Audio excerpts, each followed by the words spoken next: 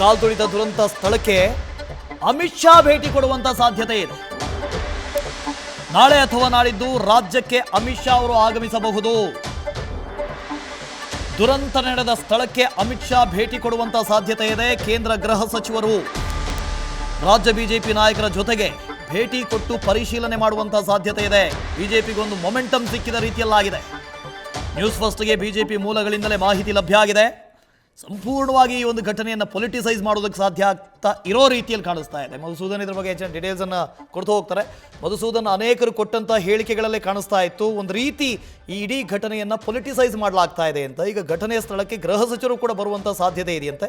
Details ಕೊಡ್ತಾ ಹೋಗೋದಾದ್ರೆ ಖಂಡಿತವಾಗ್ಲೂ ವಾಸ್ತವ ಇದರಲ್ಲಿ ಯಾವುದೇ ಅನುಮಾನ ಇಲ್ಲ. ನೋಡಿ, ದೇಶದ ಯಾವುದೇ ಭಾಗದಲ್ಲೂ ಕೂಡ ಈ ರೀತಿಯ ಘಟನೆ ನಡೆದಾಗ ಕೇಂದ್ರ ಸರ್ಕಾರ ಎಂಟ್ರಿ ಆಗುವಂತದ್ದು ಬಹುತೇಕ ನಿಶ್ಚಿತವಾಗುತ್ತೆ. ಈ ನಿಟ್ಟಿನಲ್ಲಿ ರಾಜ್ಯದ ಬೆಂಗಳೂರಿನಲ್ಲಿ ನಡೆದಿರೋ ಅಂತ ಈ 11 ಮಂದಿ ಕಾಲ್ತುಳಿತ ಪ್ರಕರಣ ಏನಿದೆ ಇದನ್ನು ಕೂಡ ಕೇಂದ್ರ ಸರ್ಕಾರ ಈಗಾಗಲೇ ಖಂಡಿಸಿದೆ. ಜೊತೆಗೆ ಅದರ ಬಗ್ಗೆ ವಿಷಾದವನ್ನ ಕೂಡ ವ್ಯಕ್ತಪಡಿಸಿದೆ. ಖುದ್ದು ಪ್ರಧಾನಿ ನರೇಂದ್ರ ಮೋದಿ ಅವರು 11 ಮೃತ ಕುಟುಂಬಗಳಿಗೂ ಕೂಡ ತಮ್ಮ ಸಂತಾಪವನ್ನ ಸೂಚಿಸಿದ್ದಾಗಿದೆ. ಇನ್ನು ನಾಳೆ ಮತ್ತು ನಾಡಿದ್ದು 2 ದಿನಗಳ ಕಾಲ ಬೆಂಗಳೂರಿನಲ್ಲಿ ಮಾಜಿ ಮುಖ್ಯಮಂತ್ರಿ BS ಯಡಿಯೂರಪ್ಪರ ಮೊಮ್ಮಗನ ಮದುವೆ ಕಾರ್ಯಕ್ರಮ ಇರೋದ್ರಿಂದ ಇದಕ್ಕೆ ಕೇಂದ್ರದ ಬಿಜೆಪಿಯ ಹಲವು ನಾಯಕರು ಆಗಮಿಸ್ತಾರೆ. ಆ ಒಂದು ಪಟ್ಟಿಯಲ್ಲಿ ಕೇಂದ್ರ ಗೃಹ ಸಚಿವ ಅಮಿತ್ ಶಾ ಅವರ ಹೆಸರು ಕೂಡ ಇದೆ.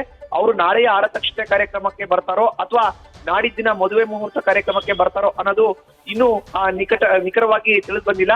ಅವರು ಬೆಂಗಳೂರಿಗೆ ಆಗಮಿಸಿದಂತ ಸಂದರ್ಭದಲ್ಲಿ ಘಟನಾ ಸ್ಥಳಕ್ಕೆ ಭೇಟಿಯನ್ನ ಕೊಡ್ತಾರೆ. ಘಟನೆ ಯಾಕೆ ನಡೀತು, ಹೇಗ್ ನಡೀತು, ಯಾವಾಗ ನಡೀತು, ಎಷ್ಟು ಮಂದಿ ಇದರಿಂದ ಪ್ರಾಣವನ್ನ ಕಳ್ಕೊಂಡಿದ್ದಾರೆ, ಗಾಯಾಳುಗಳ ಪರಿಸ್ಥಿತಿ ಈಗ ಹೇಗಿದೆ, ಜೊತೆಗೆ ರಾಜ್ಯ ಸರ್ಕಾರ ತೆಗೆದುಕೊಂಡಂತ ನಿಲುವುಗಳು ಏನು, ರಾಜ್ಯ ಸರ್ಕಾರ ಘಟನೆ ಆದ ಬಳಿಕ ಯಾವ ರೀತಿ ವರ್ತನೆಯನ್ನ ತೋರಿಸಿದೆ, ಈ ಎಲ್ಲದರ ಬಗ್ಗೆ ಕೂಡ ಖುದ್ದು ಕೇಂದ್ರ ಗೃಹ ಸಚಿವ ಅಮಿತ್ ಶಾ ಅವರೇ ಮಾಹಿತಿಯನ್ನ ಕಲೆ ಹಾಕಿದ್ದಾರೆ ಅನ್ನೋ ಒಂದು ಮಾಹಿತಿ ಇದೀಗ ಲಭ್ಯ ಆಗ್ತಾ ಇದೆ.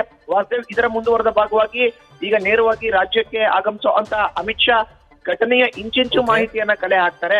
ಇದಾದ ಬಳಿಕ ಕೇಂದ್ರ ಸರ್ಕಾರ ಯಾವ ರೀತಿ ರಿಯಾಕ್ಟ್ ಮಾಡಬೇಕು ಅನ್ನೋದನ್ನ ಖುದ್ದು ಅಮಿತ್ ಶಾ ತಿಳಿಸಿದ್ದಾರೆ ಅನ್ನೋ ಒಂದು ಮಾಹಿತಿ ನ್ಯೂಸ್ ಫಸ್ಟ್ಗೆ ಎಕ್ಸ್ಕ್ಲೂಸಿವ್ ಆಗಿ ಲಭ್ಯ ಆಗಿದೆ. ವಾಸ್ತವ ಓಕೆ, ಥ್ಯಾಂಕ್ ಯು ಮಧುಸೂದನ್.